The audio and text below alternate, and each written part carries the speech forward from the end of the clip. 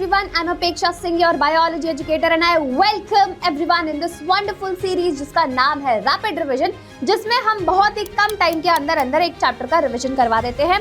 और आज जिस चैप्टर की बारी है उसका नाम है एवोल्यूशन। तो चलिए स्टार्ट करते हैं बिना किसी देरी के। सबसे पहले हम लोग मतलब समझते हैं एवोल्यूशन क्या होता है।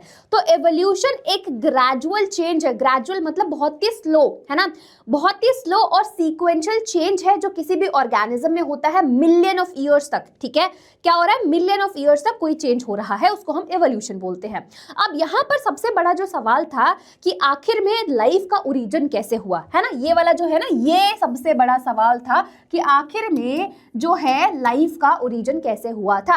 अब इसी को एक्सप्लेन करने के लिए बहुत सारी थियरीज आई। कोई कहता है कि एक सुपर नेचुरल पावर है जिसने हमें एज इट इज ऐसे ही बनाया है, हम पहले भी ऐसे थे, अभी भी ऐसे हैं और बाद में भी ऐसे रहेंगे। फिर बहुत सारी थियरीज आई, एबायोजेनेसिस, स्पोर थियरी, है ना, बहुत सारी, कैटाट्रॉफिज्म, ये सारी थियरीज आई जो एक्सप्लेन कर रही थी कि लाइफ कैसे आई, है ना, पहली लाइफ कैसे आई थी। अब यहाँ पर जो थियरी थी, जो ओपरेन और हेल्डेन की थियरी थी, केमिकल एवोल्यूशन, यहाँ पर क्या एक्सप्लेन किया गया, यहाँ पर ये एक्सप्लेन किया गया जो ऑर्गेनिक मॉलिक्यूल्स है ना, जो ऑर्गेनिक मॉलिक्यूल्स है वो कहाँ से आ रहे हैं, वो कहाँ से बन रहे हैं, इनऑर्गेनिक मॉलिक्यूल से डेवलप हो रहे हैं, राइट। तो ये था आपके ओपरेन एंड हेल्डेन की थियरी। अगेन इसको काफी ज्यादा एक्सेप्ट किया गया था क्योंकि इसमें लॉजिकल बातें की गई थी, राइट। अब यहाँ पर जैसे थियरी तो दे दी है, बट जब तक आप उसको एक्सपेरिमेंटली प्रूफ ना कर दो तब तक आपकी बात कोई नहीं मानेगा। ठीक है, तो एक्सपेरिमेंटली प्रूफ किया गया किसके द्वारा, मिलर के द्वारा। मिलर यूरे एक्सपेरिमेंट, ये एक्सपेरिमेंट था जिसने इस थ्योरी को प्रूव किया था। ठीक है, जैसे मैंने बोला केमिकल एवोल्यूशन, तो वहां पर इन्होंने प्रिमिटिव एटमॉस्फेयर, जो प्रिमिटिव अर्थ का एटमॉस्फेयर था उसके बारे में भी बताया कि भाई उस टाइम पर कैसा एटमॉस्फेयर था, टेम्परेचर कैसा था, बहुत ज्यादा हाई था, है ना, ये वॉल्केनिक स्ट्रॉम्स थे, ये सारी चीजें उन्होंने उसमें एक्सप्लेन भी करी थी। तो इन्होंने एक्सपेरिमेंट क्या किया, इन्होंने एक्सपेरिमेंट में सिमिलर कंडीशन, जो प्रिमिटिव एटमॉस्फेयर के कंडीशंस थे, उसको लैब में क्या किया, सिमुलेट किया, है ना, क्या किया इन्होंने, सिमुलेट किया। और यहां पर इन्होंने इस तरीके का पूरा एक्सपेरिमेंट बनाया। और जिस अपैरेटस का इन्होंने इस्तेमाल किया था, उस अपैरेटस का क्या नाम था, स्पार्क डिस्चार्ज। ठीक है, क्या नाम था, स्पार्क डिस्चार्ज। अगेन सारी चीजें वही थी, है ना, हाई टेम्परेचर, जो गैसेस पहले प्रिमिटिव एटमॉस्फेयर में प्रेजेंट थी वो सारी गैसेस ली, किस रेशो, इस रेशो में ली। अगेन ये क्वेश्चन आपसे पूछा जाता है कि कितने रेशो में लिया गया था। ठीक है, उसके बाद सारी चीजें होने के बाद जब यहाँ पर वाटर कलेक्ट हुआ, जब इस वाटर को कलेक्ट करके टेस्ट किया गया, तो यहाँ पर इनको क्या मिला, यहाँ पर इनको ऑर्गेनिक मॉलिक्यूल्स मिले, है ना। तो अमाइनो एसिड मिले थे, फिनाइल एलानिन हो गया, एस्पार्टिक एसिड हो गया, है ना, ग्लाइसिन हो गया, ये मिले थे उसको यहाँ पर वाटर में, है ना। तो इससे ये प्रूफ होता है कि जो ऑर्गेनिक मॉलिक्यूल है वो कहाँ से आया, इनऑर्गेनिक मॉलिक्यूल से ही आया। इनऑर्गेनिक क्या हो गया, वाटर हो गया आपका, है ना, ये सारी चीजें, तो इनसे ही ऑर्गेनिक मॉलिक्यूल बनता है। ये थी आपकी एक्सपेरिमेंट। और ये वाली जो थ्योरी है ये modern theory of Oparin and Haldane theory है, जिसको हम लोग ओरिजिन ऑफ लाइफ भी बोलते हैं, मतलब theory of origin of life. ठीक है, आई बात समझ में। ये तो हो गई बात बहुत सारे एक्सपेरिमेंट्स की कि भाई पहले लाइफ कहाँ से आई, किधर से आई, पहले क्या हुआ क्या नहीं हुआ, ये सारी चीजें हो गई। अब हम आ जाते हैं थ्योरीज ऑफ एवोल्यूशन पे। तो पहला टॉपिक तो सारा एक्सपेरिमेंट वाला है कि क्या क्या एक्सपेरिमेंट किए गए थे पता करने के लिए कि कहाँ से लाइफ ओरिजिनेट हुई थी। ठीक है, और बहुत सारी थियरीज थी, उसके बारे में हम लोगों ने डिस्कशन कर लिया है। अब हम आते हैं थियरीज ऑफ एवोल्यूशन पे। ठीक है, इसकी अगर मैं बात करूं तो भाई एवोल्यूशन, जैसे मैंने आपको बताया कि ग्रेजुअल और सीक्वेंशियल चेंज होता है। अब एवोल्यूशन को एक्सप्लेन करने के लिए सबसे पहले जो थियरी आई थी दैट इज कॉल्ड लेमार्किज्म, है ना। लेमार्किज्म किसके ऊपर बेस्ड थी, use and disuse of organ. यहां पर यह बोला गया कि किसी भी ऑर्गन को अगर आप ज्यादा यूज करते हो तो वो ज्यादा डेवलप होता है ना, ज्यादा डेवलप होता है तो फिर वो नेक्स्ट जनरेशन में इनहेरिट हो जाता है। ठीक है, आई बात समझ में।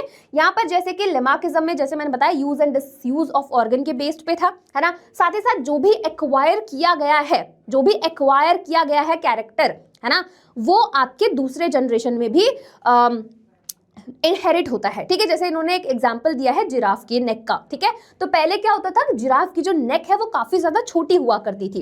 अब इनको खाना था, है ना, जमीन पे इतनी घासें नहीं थी, तो इन्होंने क्या किया, अपनी गर्दन को स्ट्रेच करना शुरू किया, है ना, क्योंकि ऊपर थे पूरे घास और जो भी ट्रीज थे, है ना, घास नहीं थी, ट्रीज के पत्ते वगैरह ऊपर थे, है ना, हाइट पे थे। तो इन्होंने क्या किया, इन्होंने अपनी गर्दन को स्ट्रेच करना स्टार्ट किया। अब धीरे धीरे इन्होंने क्या किया, इनकी जो ये इन्होंने जो एक्वायर किया था कैरेक्टर, ये अब नेक्स्ट जनरेशन में भी जाने लगी। ठीक है, तो अब आप देखते हो कि जो जिराफ की गर्दनें हैं वो बहुत ज्यादा लंबी, अगेन इसको रिजेक्ट कर दिया गया था, इनकी थ्योरी को, है ना, लेमार्किज्म को रिजेक्ट कर दिया गया था। ठीक है, तो ये थी आपकी लेमार्किज्म। फिर आती है आपकी दूसरी थ्योरी, दैट इज डार्विनिज्म, है ना। डार्विनिज्म की थ्योरी किसके ऊपर बेस्ड थी? नेचुरल सिलेक्शन के ऊपर बेस्ड थी। अब नेचुरल सिलेक्शन का क्या मतलब होता है? नेचुरल सिलेक्शन का मतलब है कि भाई नेचर ने सिलेक्ट किया हुआ है। ठीक है, अब यहाँ पर इनके कुछ कुछ पॉइंटर्स थे। सबसे पहले आता है ओवर प्रोडक्शन। यहाँ पर ये बोलते हैं कि हर एक इंडिविजुअल के अंदर एबिलिटी होती है to produce enormous number of offspring, मतलब बहुत ही ज्यादा रिप्रोड्यूस कर सकते हैं, है ना। तो ये आता है ओवर प्रोडक्शन, मतलब इतना ज्यादा रिप्रोड्यूस कर रहे हैं तो ऑब्वियसली क्या होगा? बहुत ज्यादा पॉपुलेशन इंक्रीज होगा, है ना। अब बहुत ही ज्यादा पॉपुलेशन इंक्रीज हो गया है तो हमारे रिसोर्सेज तो लिमिटेड है ना। हमारे रिसोर्सेज लिमिटेड है तो उसके लिए क्या होगा? स्ट्रगल होगा, रिसोर्सेज के लिए लड़ाइयां होंगी। ठीक है, यहाँ पर फिर स्ट्रगल आ जाता है। उसके बाद आता है वेरिएशन। अब जैसे कि स्ट्रगल हो रहा है ना, स्ट्रगल हो रहा है तो उसमें जिनमें चेंजेस आ चुके होंगे वो तो जिन्होंने आसपास के एनवायरनमेंट के अकॉर्डिंग अपने आप अंदर वेरिएशन, अपने अंदर चेंजेस लेकर आ गए होंगे, वो तो सरवाइव कर जाएंगे। ठीक है, वो कर जाएंगे क्या? सरवाइव। बट जिनके अंदर ये चेंजेस नहीं आएंगे वो सरवाइव नहीं कर पाएंगे। ठीक है, तो कौन कौन से पॉइंटर्स हो गए? ओवर प्रोडक्शन हो गया, जिसमें जो इंडिविजुअल्स होते हैं वो बहुत ही ज्यादा नंबर में ऑफस्प्रिंग को प्रोड्यूस कर सकते हैं, जिसकी वजह से ओवर प्रोडक्शन होता है। ओवर प्रोडक्शन होगा तो रिसोर्सेज तो लिमिटेड है, तो यहाँ पर स्ट्रगल फॉर एग्जिस्टेंस होगा। अब उसी में जिनके अंदर चेंजेस आ गए हैं, जिनके अंदर वेरिएशंस आ गए हैं, वो तो सर्वाइव कर जाएंगे। दूसरे वाले जिनके अंदर चेंजेस नहीं आए हैं वो सर्वाइव नहीं कर पाएंगे, तो वो होता है सर्वाइवल ऑफ द फिटेस्ट, है ना। सर्वाइवल ऑफ द फिटेस्ट मतलब जिनके अंदर चेंजेस आ चुके हैं। फिर आता है एविडेंसेस ऑफ एवोल्यूशन। ये तो हमने बात कर ली डार्विनिज्म की और लेमार्किज्म की। अब आते हैं कि भाई आप एवोल्यूशन की बात कर रहे हो तो आखिर में आपके पास क्या सबूत है ना। आप हमें सबूत दीजिए। तो यहाँ पर बहुत सारे आपके एविडेंसेस है, जैसे कि मॉर्फोलॉजिकल एविडेंसेस आ जाएंगे, एनाटॉमिकल एविडेंसेस आ जाएंगे, एम्ब्रियोलॉजिकल एविडेंसेस है, पेलेंटोलॉजिकल है, मॉलिक्यूलर है ना। मॉर्फोलॉजिकल में आपके पास है होमोलोगस ऑर्गन्स, एनालोगस ऑर्गन्स, है ना। यहाँ पर एनाटॉमिकल में वेस्टिजियल ऑर्गन्स आ जाएंगे, एम्ब्रियोलॉजिकल में सिमिलर अर्ली एम्ब्रियोस थे, है ना, उसके बारे में बात की गई है। पेलियोंटोलॉजिकल में फॉसिल्स आ जाएंगे, जो भी आपको डेड रिमेन्स मिलते हैं, है ना, उससे आप पता कर सकते हो कि पहले के ऑर्गेनिजम्स कैसे थे, या फिर पहले के ऑर्गेनिज्म कैसे हुआ करते थे, या फिर आप कंपेयर कर सकते हो आज के ऑर्गेनिजम्स में और जो पहले एग्जिस्ट किया करते थे। आई बात समझ में? तो मॉलिक्यूलर में आपका डीएनए एंड प्रोटीन की सिमिलैरिटीज आ जाएगा, है ना। तो अगेन यहाँ पर इतना ज्यादा डिटेल में आपको नहीं पढ़ाया जाएगा। अगर आपको डिटेल में पढ़ना है तो ऑब्वियसली आप वन शॉट से पढ़ सकते हो, यहाँ पर सिर्फ हम लोग रिवाइज करने के लिए आए हैं। ठीक है, समझ में आ गया। अब इसमें से सबसे ज्यादा इंपॉर्टेंट है आपका homologous organ and analogous organ. Again इस पे आपका क्वेश्चन पूछा जाता है। होमोलोगस ऑर्गन्स क्या होते हैं? जो सेम ओरिजिन होता है जिसका, बट फंक्शन डिफरेंट होते हैं। अगर मैं आपको बहुत ही सिंपल लैंग्वेज में बता दूं तो यहाँ पर अगर आप देखोगे कि स्ट्रक्चर सिमिलर होता है ना, स्ट्रक्चर सेम होता है, बट यहां पर फंक्शन कैसा है? डिफरेंट है। ठीक है, डिफरेंट है। तो ऐसे ऑर्गन्स को हम होमोलोगस ऑर्गन्स बोलते हैं। क्या बोलते हैं? होमोलोगस ऑर्गन्स बोलते हैं। ये किस टाइप का एवोल्यूशन शो करते हैं? डाइवर्जेंट एवोल्यूशन शो कर रहे हैं। दूसरा आ जाते हैं, दूसरा है एनालॉगस। इसका उल्टा कर दो, है ना। तो एनालॉगस में आप क्या लिखोगे? स्ट्रक्चर डिफरेंट है ना। यहां पर स्ट्रक्चर जो है वो डिफरेंट होता है, बट अगर आप फंक्शन देखोगे, अगर आप फंक्शन यहां पर देखोगे, फंक्शन यहां पर सेम होगा, है ना। आपने होमोलोगस का उल्टा कर दिया तो ये आ जाएगा आपका एनालॉगस ऑर्गन्स। राइट, समझ में आ गया?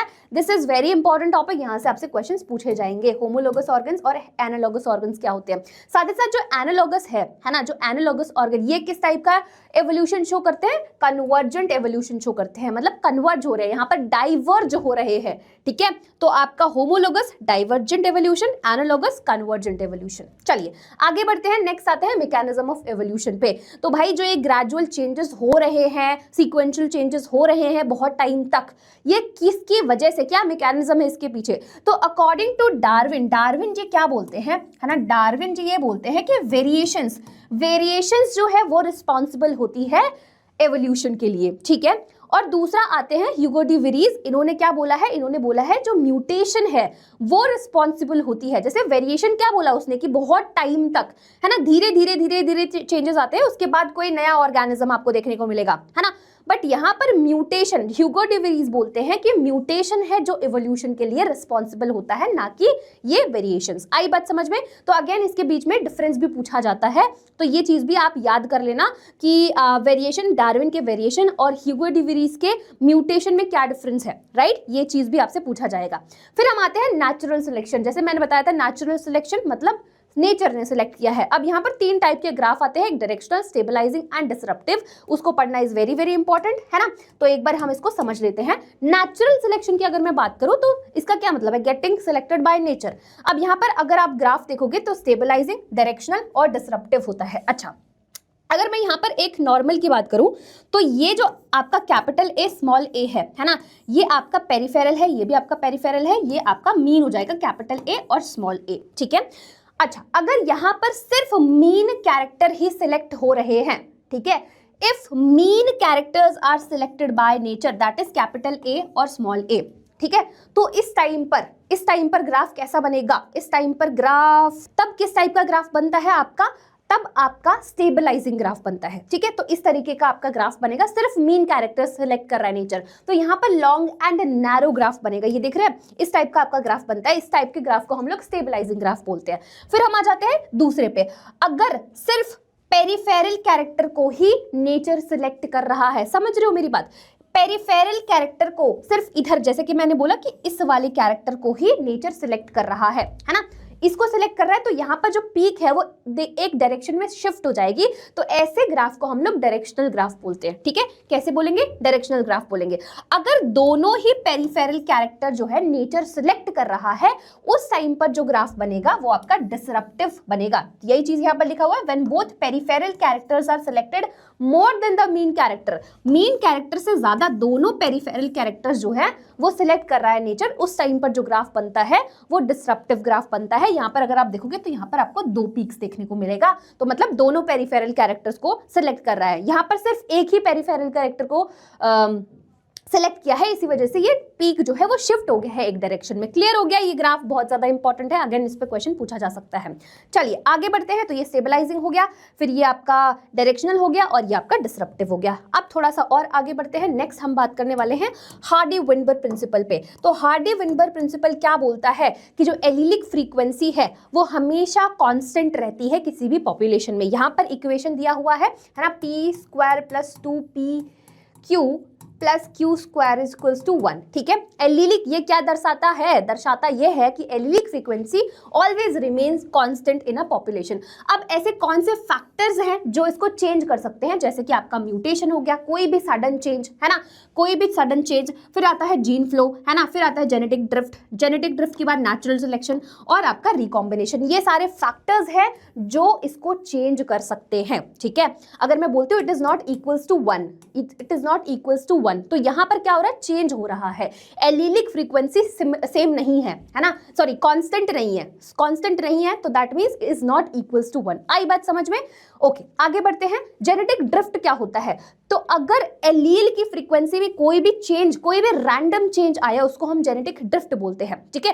And it is very prominent in small population. अगर आपको स्मॉल पॉपुलेशन देखने को मिले तो वहां पर ये जो आपको जेनेटिक ड्रिफ्ट है वो काफी प्रोमिनेंटली देखने को मिलेगा। जैसे एग्जांपल है यहाँ पर फाउंडर्स इफेक्ट, यहाँ पर मैंने आपको डार्विन फिंचेस का एग्जांपल दिया था, ठीक है, डार्विन फिंचेस का एग्जांपल दिया था।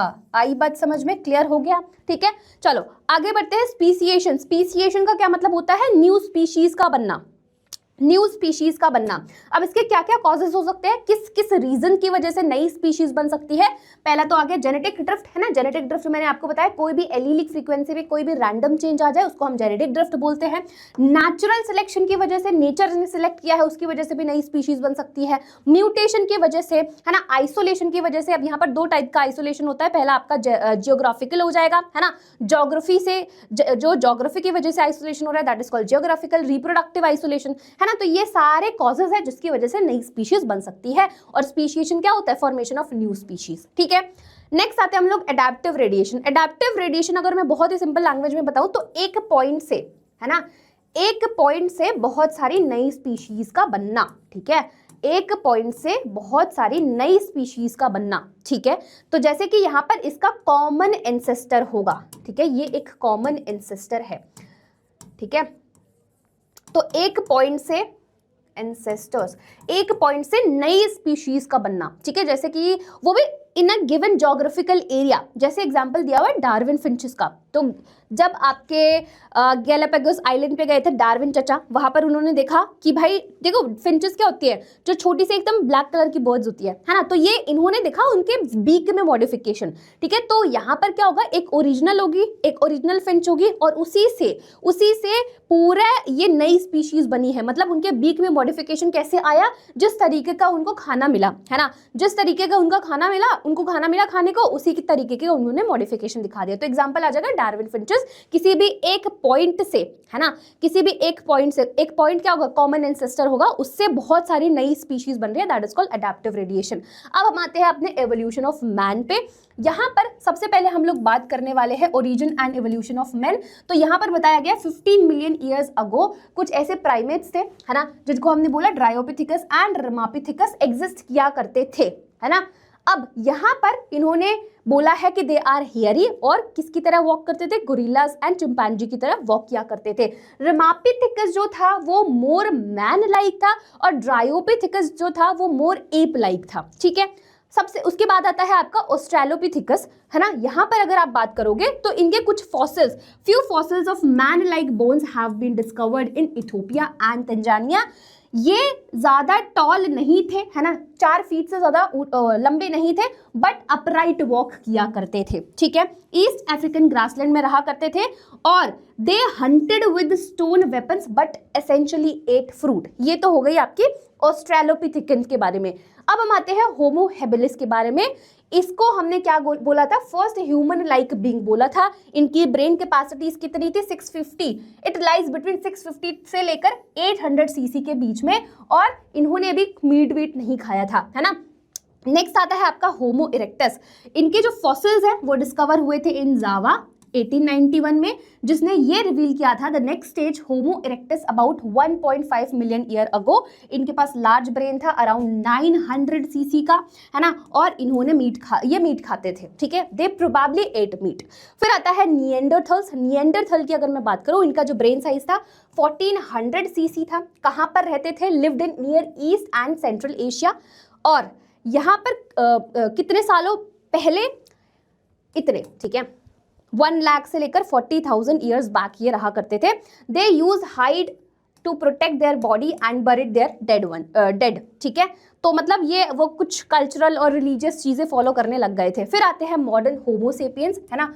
ये अरोज हुए थे अफ्रीका में, फिर इन्होंने बहुत सारे कॉन्टिनेंट में इधर उधर चले गए थे। इन्होंने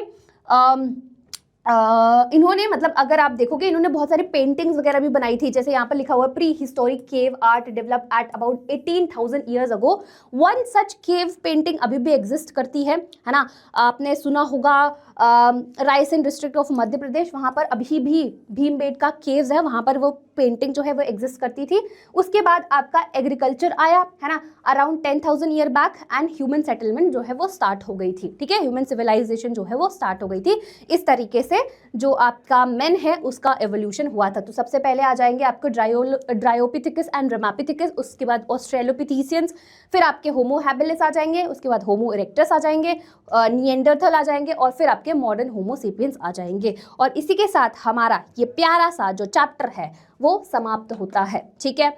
सो आई एम होपिंग आपका चैप्टर बहुत अच्छे से रिवाइज हो गया होगा। अगेन अगर बहुत अच्छे से पढ़ना है तो आप 1 शॉट्स में जाकर पढ़ सकते हो, ठीक है। इसको बिल्कुल भी मत समझना कि यहाँ से अगर मैं पढ़ लूँगा तो मुझे सब कुछ आ जाएगा, नहीं आएगा, पहले बता रही हूँ, ठीक है। चलो तो मिलेंगे नेक्स्ट चैप्टर में, तब तक के लिए bye, tata, take care and पढ़ाई लिखाई करते रहो।